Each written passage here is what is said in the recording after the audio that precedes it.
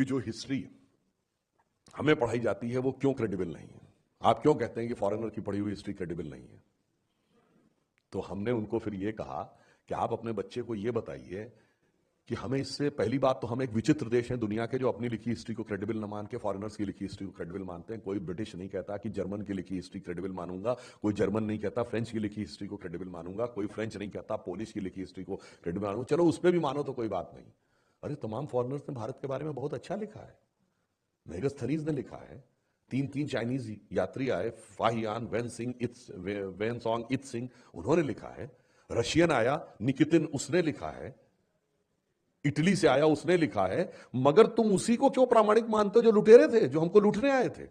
लुटेरों की हिस्ट्री को प्रामाणिक मानने वाले हम दुनिया के इकलौते विचित्र देश। तो उन्होंने कहा ये बात तो बच्चे के समझ में आई कि हम लुटेरे की हिस्ट्री को क्यों प्रामाणिक मानते। इसलिए मुझे मानना है कि माता पिता का भी यह दायित्व है। क्योंकि देखिए, अगर आप ये मान रहे हैं कि केरला में इस प्रकार का स्ट्रक्चर बना हुआ है एजुकेशन में जहां पर कि वो परवर्ट करेंगे, तो हमें इन चीजों को समझवाने की जरूरत है ताकि बच्चे उन चीजों को समझें। जैसे मैं एक अपना पर्सनल एक एग्जांपल बताता हूं। मैं स्टूडेंट लाइफ में था तो मेरी जिंदगी की एक बड़ी यादगार डिबेट में से एक है कि the topic was Indian culture is self demarcates between men and women. मैं आज से 30-35 साल पहले की बात बता रहा हूं, मैं स्टूडेंट था। अब इसके फेवर में तो बहुत बोलने वाले मिल जाएंगे, अगेंस्ट में क्या। और उसमें मजेदार बात क्या थी कि after debate there was a rebuttal panel of 6 person. तो आपको 7 मिनट बोलना था और 3 मिनट रिबटलिंग पैनल को फेस करना था। तो ऐसा नहीं कि आप गए और अटके बोल के चले आए। तो मुझसे क्वेश्चन पूछा गया कि इफ यू आर सेइंग, तो जैसे मैंने उसमें कहा कि हमारे यहां दुनिया में जितने भी धर्म संस्कृति हैं उसमें ईश्वर सिर्फ पुरुष है। सिर्फ भारतीय संस्कृति में अर्धनारीश्वर की परिकल्पना है, शिव और शक्ति दोनों है। अब बताइए, केरल में कहते हैं शबरीमला मंदिर में महिलाओं को प्रवेश नहीं दिया जाता था, तो कोटक्कल भगवती मंदिर में पुरुषों का प्रवेश नहीं है।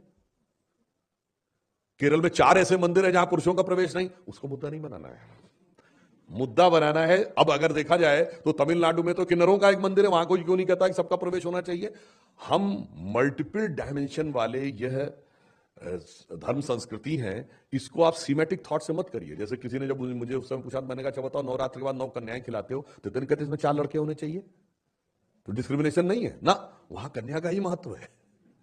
तो इसलिए इस बात को समझना चाहिए कि कौन सी चीज किस प्रकार से, हमें अपने बच्चों को भी इस बात को समझाने का प्रयास करना चाहिए कि स्ट्रक्चर्ड सेटअप से जो चीजें आपके दिमाग में परवर्ट करके रखी जा रही हैं उसको आप किस ढंग से काउंटर करके सही ढंग से बताते हो। उसमें सवाल पूछा गया कि if it was so then how come Krishna was having 10,000 wifes. तो मैंने कहा no, your question is wrong.